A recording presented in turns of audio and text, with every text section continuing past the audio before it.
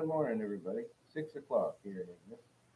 It's February the 5th, and I'm off to rush into the day's events. But first, I wanted to kind of touch base with you here, and we're going to look at John chapter 5. Uh, it's the early part of Jesus Christ's ministry on the earth here, and he's done some healing, and he's turned water into wine, and he comes into Bethesda where there's a pool, and there's a man that's all crippled up, and he's laying by the side of the pool, and every uh, season, certain season, an angel would come down, trouble the water, get it all stirred up, and then the first person in would be healed. It's kind of like almost like a contest. The first person in the pool gets healed, and of course, this poor guy, he was uh, too bad off to be able to get in there by himself.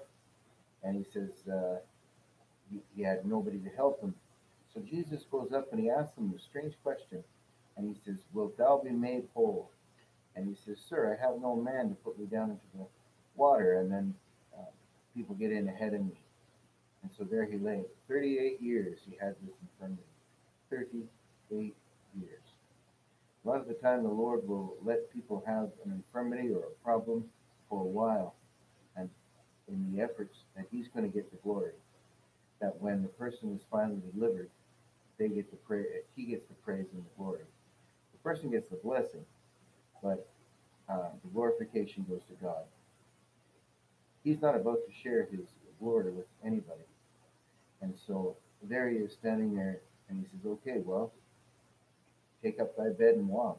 He says, get up and go." And then all of a sudden, the pain and the defeat and the infirmity left this man, and he could probably feel it go. He got up and walked off, whole and fixed and healed. Imagine that. Maybe today you're suffering the same way, maybe spiritually, and you tried everything. You tried transcendental meditation or Buddhism or uh, psychics or who knows what.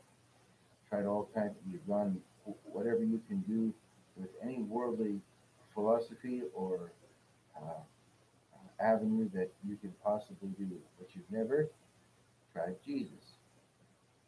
Have you ever tasted to see that the Lord is good? Wilt thou be made whole today? Christ died for your sins, according to the Scriptures, was buried and rose again, according to the Scriptures. Paul says, "Believe on the Lord Jesus Christ, and thou shalt be saved." Well, I got to run. I'm working today, so I'm gonna sign off for now. I wish you a good day.